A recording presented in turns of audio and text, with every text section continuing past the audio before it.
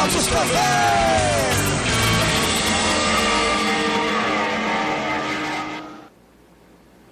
Olá, tudo bem? Meu nome é Roberto Nunes e estou aqui à frente do Autos e Motos, versão Facebook do Aratu Online. A live pode ser assistida e o tema bem importante, este mês de maio, existe o mês de maio amarelo, que é o mês de maio em relação a campanhas de esclarecimentos sobre a violência no trânsito. Aqui comigo para esclarecer as mudanças que aconteceram no Código de Trânsito Brasileiro em abril, o especialista em legislação de trânsito, Major Luiz de Souza.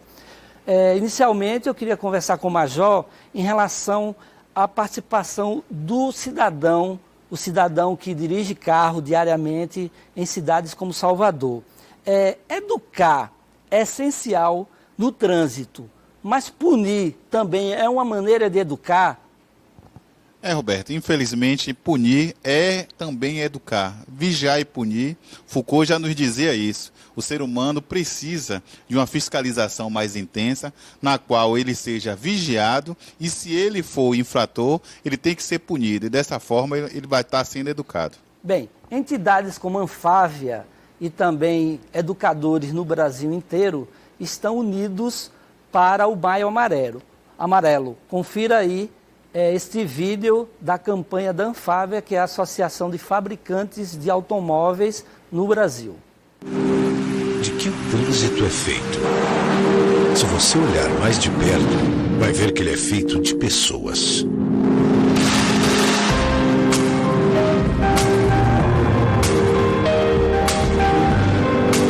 E que, sem pensar antes, acabam matando e morrendo. Seja consciente e evite os acidentes. Maio Amarelo.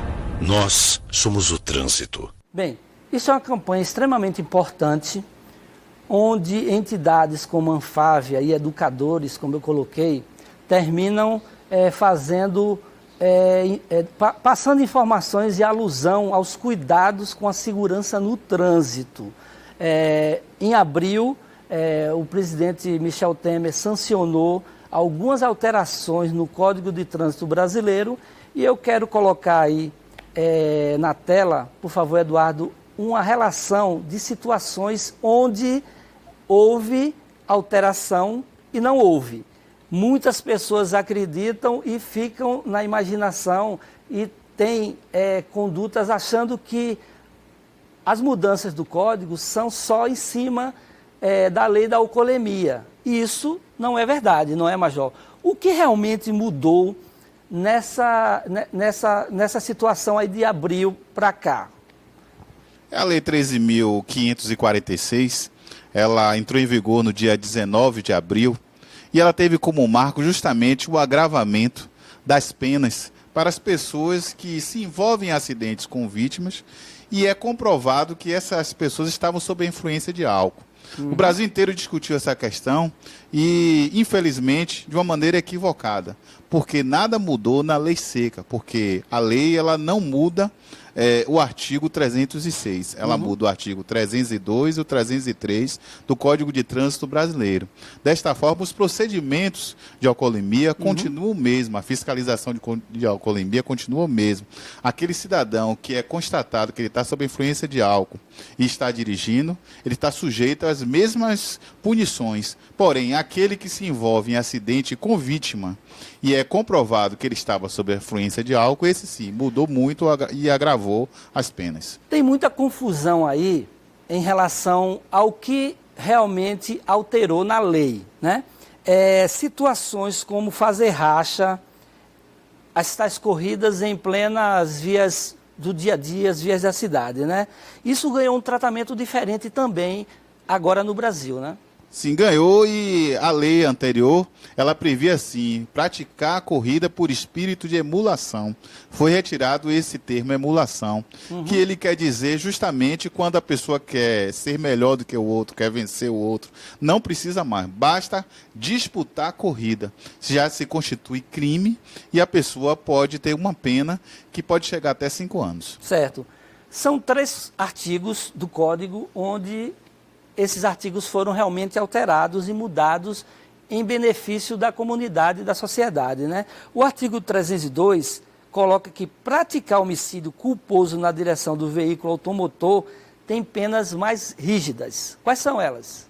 Bem, ela mudou basicamente, ele mudou de detenção para reclusão. E o que é que implica isso? Na pena de detenção, a pessoa pode cumprir, a boa parte da pena ela pode ser cumprida no regime aberto ou no semiaberto, que entende-se como semiaberto aquele onde a pessoa volta apenas para dormir na prisão, e o semiaberto ser cumprido em questões agrícolas, penais ou com trabalhos voluntários, etc. Ele mudou agora para reclusão.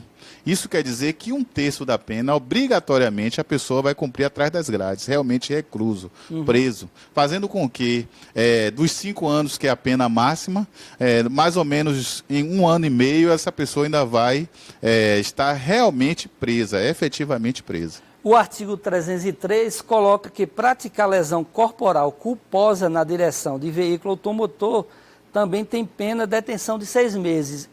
Explica aí uma situação onde o condutor ele possa se envolver e ele está tipificado como uma prática de lesão corporal culposa.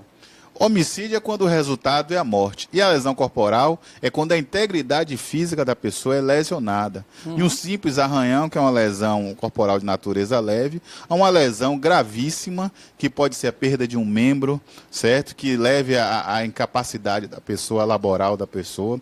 E nesses casos, a pena agora é de 2 a 5 anos, a pena mínima de 2 anos, a máxima de 5 anos.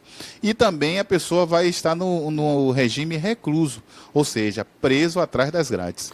O terceiro artigo, só para a gente fechar os 3 artigos, é o 308, que é participar na direção do veículo automotor em via pública de corrida, disputa, são os rachas. Isso sempre existiu e mesmo tendo uma mudança da pena, isso continua ocorrendo. Na experiência do senhor no dia a dia, o que é que pode mudar o comportamento de um cidadão que pega um carro e realmente vá para as vias públicas fazer um racha? Ficava muito fácil, Roberto, o advogado, com um argumento de defesa, comprovar que não havia emulação, porque é algo muito subjetivo, você provar o estado de espírito da pessoa no momento que ela estava cometendo o delito. Hoje não precisa mais emulação, basta estar praticando corrida, estar com velocidade acima do limite de velocidade da via, e a lei hoje já prevê também a comprovação através de vídeos, testemunhas. Isso faz com que ela fique mais rígida e seja mais fácil comprovar em juízo que aquela pessoa cometeu aquele delito. O Observatório de Segurança Viária diz que 90% dos acidentes são relacionados ao comportamento do motorista. No Brasil, mais de 3.500 pessoas morrem por mês no trânsito. Isso é um número triste que coloca o Brasil numa estatística de morte no trânsito, né? A mudança de comportamento, algumas leis de trânsito, do Código de Trânsito, foram essenciais para mudar o comportamento, como o uso do cinto de segurança. A indústria automotiva ela tem se adequado e colocar alguns dispositivos para que os carros sejam mais seguros, tipo airbag e os freios ABS, que são a maneira de você antecipar uma situação de acidente. Mas o comportamento do cidadão ainda continua desleixado. Isso educar.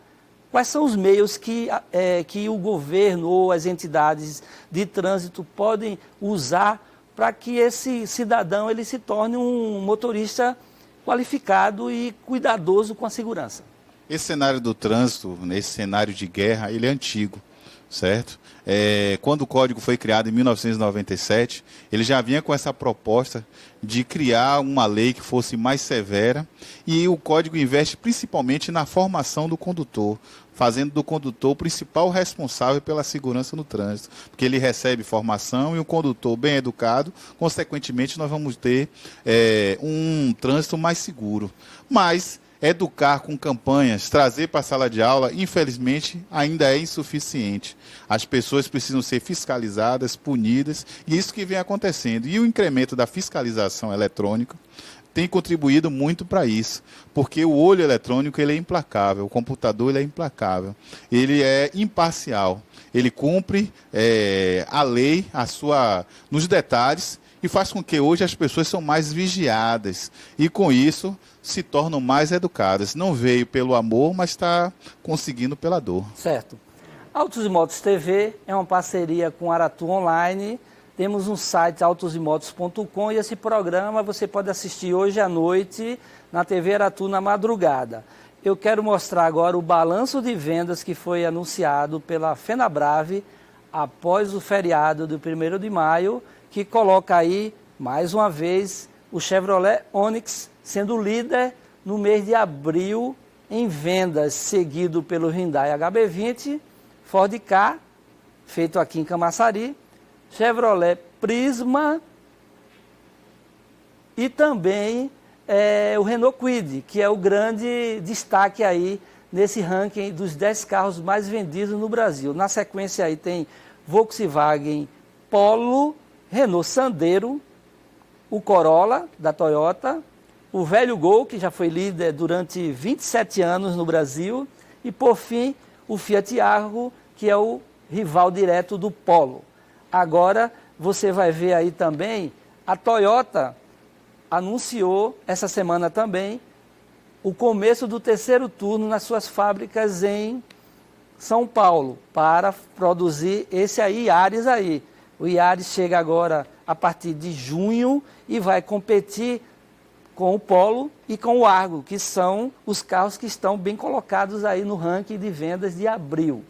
Para completar, a SsangYong, a coreana SsangYong, que ficou 3 anos ausente do Brasil, voltou a vender carros aqui no mercado brasileiro, trouxe 2 novos veículos, esse aí é o Tivoli, apresentou um XVL, que é um SUV maior, e o Corando reestilizado, que é um SUV a diesel. Esse modelo aí está na faixa de R$85 mil. Para mim, é uma marca que tem bons carros hoje. Você vê um carro um asiático, mas tem um design bem ocidentalizado, mas o preço é salgado.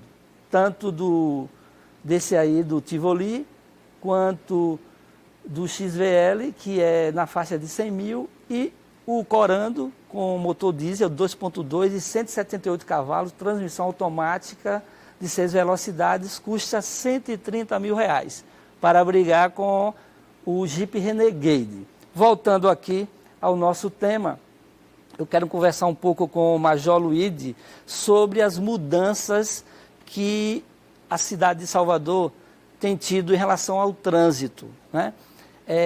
Você citou aí no final da última resposta a punição pela imagem, né? Quer dizer, hoje a cidade está bem vigiada, tem muitas câmeras de radares, fotossensores e, para completar, em algumas situações onde houve obra, a engenharia de tráfego tem colocado algumas canaletas ali que terminam dificultando ou deixando o motorista um pouco em dúvida em relação qual faixa de pista ele deve estar, porque quando chegar lá na frente ela vai encurtar. Essa mudança do comportamento do cidadão é essencial, mas mudar também as condições do trânsito dentro de padrões onde a população ela consiga se adaptar rapidamente, não é? O que é que o condutor pode ter em mente na hora foi multado em uma situação dessa? Eu posso recorrer? E como ele pode recorrer em uma situação onde agora, a partir de agora, é desse jeito aí, a pista está sendo delimitada com velocidade e também com vias com novas faixas, né, dos cruzamentos, principalmente, né? Roberto, só se faz gestão do trânsito, né, levando esses 3 pilares: educação, engenharia de tráfego e fiscalização. Uhum. E a prefeitura tem investido nisso. tanto em fiscalização como em engenharia de tráfego. Em engenharia de tráfego, a cidade sofreu muitas mudanças. Houve o encurtamento, o estreitamento de algumas vias e houve o alargamento de algumas vias. E hoje, nas redes sociais, o que mais se comenta é uma infração de trânsito que é circular pelas marcas de canalização, aquele zebrado, principalmente por causa do valor da multa, que chega a R$ 880. E geralmente tem aquela sinalização em locais onde vai haver um estreitamento. Vem 3 vias, vem 3 faixas de trânsito, melhor dizendo, e vai encurtando para 2, ou vem 4, encurta para 3.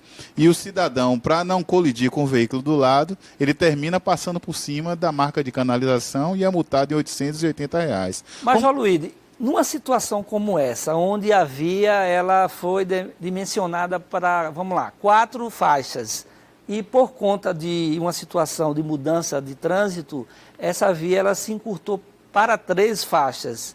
O recurso da multa nem sempre é acatado, né?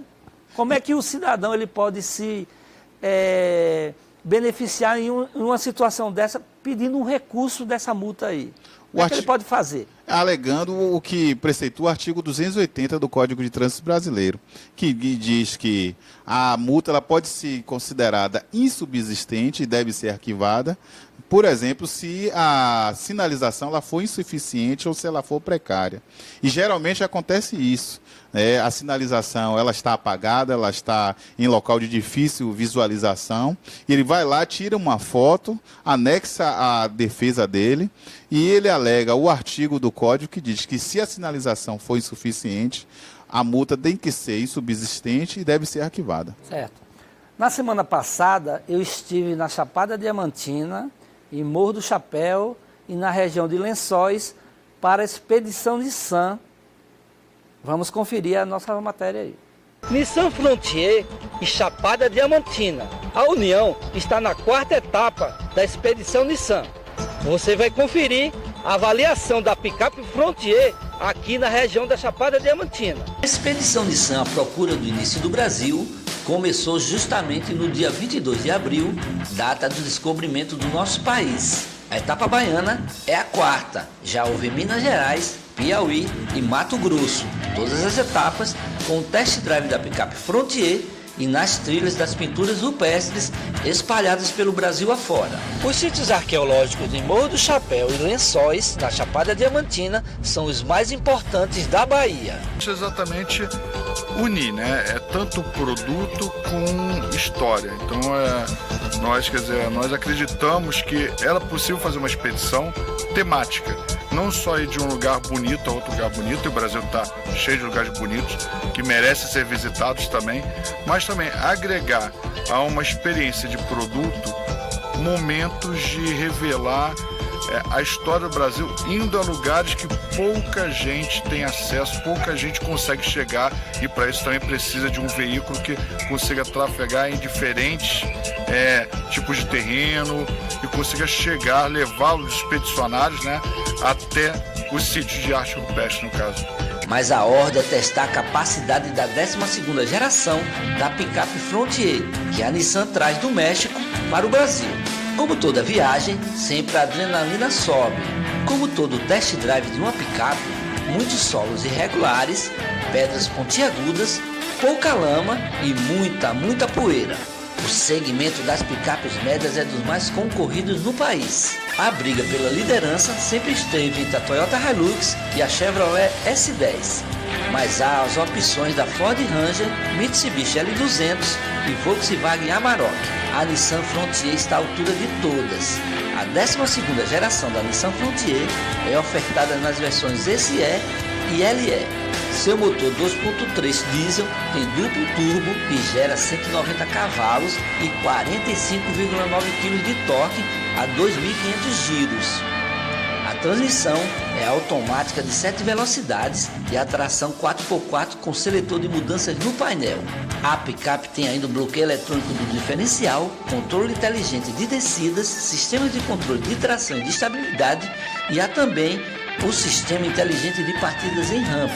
A capacidade off-road de uma picape é medida pelos números, tanto nos ângulos de entrada e de saída, como na distância do nível do solo. A picape Frontier tem pacote de equipamentos bem parecido com o de um carro de passeio. Tem ar-condicionado com 2 zonas distintas de temperatura, ajustes elétricos para o banco do motorista e aquecimento em 2 níveis para as 2 poltronas dianteiras.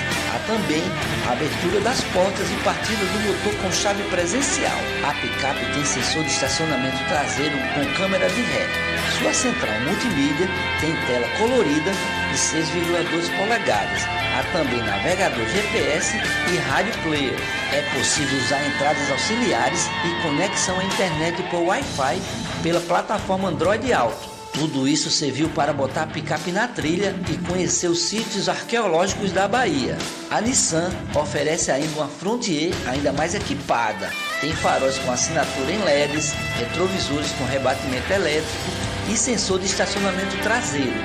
Tudo isso deixa a Frontier com conforto de um carro de passeio e ampla capacidade de transpor obstáculos nos terrenos mais inóspitos. A picape tem faróis com assinatura em LEDs, retrovisores com rebatimento elétrico e sensor de estacionamento traseiro. Tudo isso deixa a Frontier com o conforto de um carro de passeio. No meio das trilhas sempre havia um sítio arqueológico. Essas gravuras e pinturas feitas por tribos indígenas são datadas de 3.000 anos. Pinturas rupestres são importantes em todas partes, né? Porque são documentos, ou seja, documentam o quê? A presença e a permanência de algum grupo social em um determinado local. E são os, digamos que, os documentos que mais perduraram no tempo. Por quê? Porque eles estão normalmente protegidos, estão colocados em abrigos, né? Faz parte da nossa história pré-colonial. A Frontier desbravou lugares de difícil acesso para mostrar toda a nossa história, a história do início do Brasil, a história da expedição Nissan à procura do início do Brasil. Desta vez, aqui na Bahia, o berço do nosso país. Bem, Autos e Motos TV tem como tema hoje as mudanças no Código de Trânsito Brasileiro e aqui no estúdio, Major Luiz de Souza, especialista em legislação de trânsito. Major, eu queria que Eduardo colocasse mais uma vez o quadro aí das alterações no Código de Trânsito. O que acontece aí é o seguinte, para todo mundo ficar bem claro, houve a mudança em relação à punição sobre pessoas que ingeriram álcool e cometeram algum tipo de acidente. Então vamos deixar bem claro, final de semana está aí, hoje é sexta-feira e muita gente, infelizmente, bebe e usa o carro. De que maneira esse condutor, esse cidadão pode mudar o comportamento dele para que ele não caia em uma situação tão grave como essa e penas mais duras, né? Bem, Roberto, essa é uma mudança que houve recente no Código de Trânsito, né? Mas com relação à alcoolemia, né, como o próprio quadro diz, nada mudou. Agora, esse comportamento, beber e dirigir, estar sob a influência de álcool, ele pode ser enquadrado pelo Código de Trânsito Brasileiro de 2 formas, como apenas infração de trânsito ou como crime. O que é que diferencia isso? Se no momento da abordagem pela fiscalização, a pessoa soprar o etilômetro e o valor encontrado for inferior a 0,33, essa pessoa vai ser multada e apenas ela vai ser enquadrada como infração de trânsito. Isso em uma situação onde ele só foi pego não houve após acidente a bebida, nenhum. não houve acidente nenhum. Ele não se envolveu em acidente algum, ele apenas foi parado pela fiscalização, soprou o etilômetro e o valor encontrado foi inferior a 0,33. Vamos esclarecer. Nessa situação, caso ele se negue a fazer o teste. Essa é uma das grandes mudanças, né? Está de maneira bastante explícita no Código de Trânsito agora, com a criação do artigo 165A, que recusasse a fazer o exame de alcoolemia, seja ele soprar o etilômetro ou o exame clínico, a pessoa está admitindo cometer infração de trânsito, cuja pena prevista é justamente a suspensão do direito de dirigir por 12 meses e pagar uma multa no valor de R$ 2.930. Se por acaso ele teve essa retenção, pagou a multa, voltou a dirigir e foi pego de novo. Se ele violar a suspensão do direito de dirigir, ele pode ser enquadrado agora na cassação, que a cassação é pelo período de 2 anos e implica que ele vai ter que começar o processo do zero. Certo? Já a suspensão, ele cumpre a suspensão e tem a carteira de volta fazendo os exames médicos e também fazendo a prova teórica. Mas se ele viola a suspensão, pode ter um desdobramento para a cassação. Agora, se ele for reincidente em menos de 12 meses, a multa dobra o valor e o período de suspensão também dobra. Então, a multa que é de R$ 2.930, ela pode chegar próximo a R$ 6.000. No caso da pessoa, do motorista que bebeu e se envolveu em um acidente e não causou nenhum tipo de morte, isso muda? Não, não muda. Agora, há uma questão do trânsito que chama-se perigo de dano, que é algo muito subjetivo, complicado para comprovar. Eu digo até que a forma mais fácil de comprovar é com filmagem. O perigo de dano é que quando aquele comportamento ele é ameaçador à vida humana, à sociedade, né? Então, se for comprovado nesse caso o perigo de dano, ele comete um crime. Mas é muito difícil, na prática, comprovar o perigo de dano, né? Recentemente, teve um ator de uma emissora que se envolveu num acidente e ele foi enquadrado nessa situação. Na situação de ser pego bebendo e após uma festa foi à rua de carro e ele se envolveu em um acidente causando alguma morte, aí sim entra naquela relação dos 3 artigos ali, um deles é sobre a punição mais rígida em situação de envolvimento do motorista em acidente com morte. Aí sim, ele pode cumprir uma pena que pode chegar a 8 anos, e o regime que ele vai, 1/3 desses 8 anos, com certeza vai ser no regime fechado, onde ele vai ficar atrás das grades, recluso. Certo. Lembrando que todo cidadão que pega um carro e vai para qualquer local, no deslocamento, ele está se responsabilizando pelos seus atos, né? E nesse caso aí, o Código Penal, não é, Major? É que vai determinar essa punição. Tem uma coisa no Brasil chamada jurisprudência.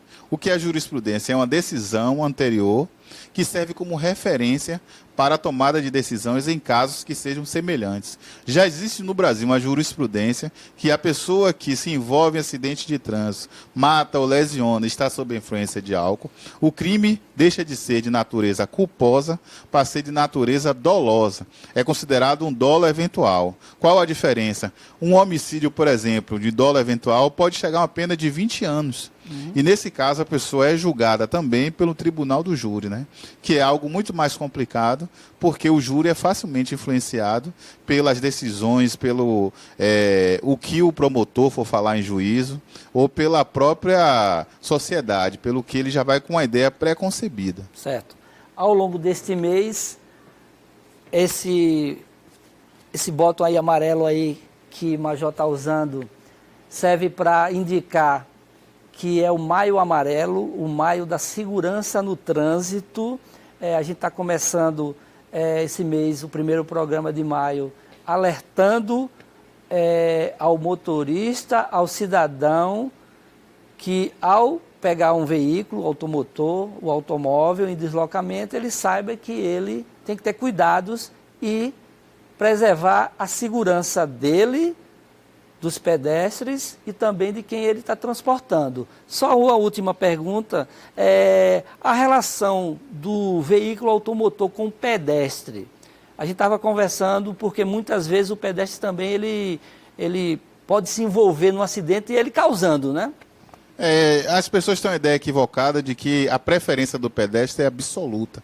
Isso não é verdade. O pedestre ele pode ser responsabilizado pelo acidente, do seu próprio atropelo, se ele age por negligência, por imprudência ou imperícia. O Código prevê até punição para o pedestre. Recentemente ela foi regulamentada, mas o CONTRAN resolveu voltar atrás quanto à regulamentação. Mas o pedestre também ele é responsável. Claro que no trânsito tem uma regra que é básica, né? O veículo de maior tamanho, ele protege o de menor tamanho e todos devem proteger o pedestre, ele sempre tem a preferência. Mas essa preferência não é absoluta.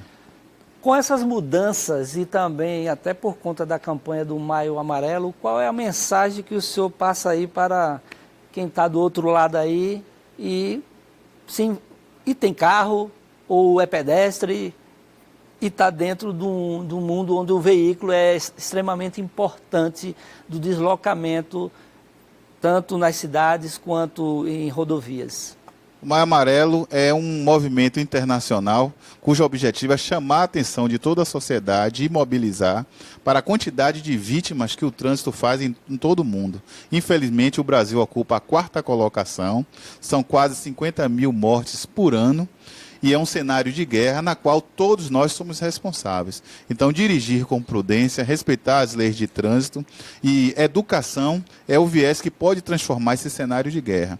Então, o cidadão, quando vai para o trânsito, ele tem que imaginar que aquele local é um local de paz, harmonia e que a gentileza gera gentileza. Certo. Quero agradecer a presença aqui de Major Luiz de Souza, especialista em legislação de trânsito, para esclarecer sobre as mudanças que aconteceram em abril no Código de Trânsito Brasileiro. Muitas novidades ao longo deste mês, Autos e Motos vai trazer. Caso você queira assistir esse programa hoje, na TV Aratu, na madrugada, ou no meu site autosemotos.com, aqui no portal Aratu Online da TV Aratu. Até a semana que vem. Vamos acelerar?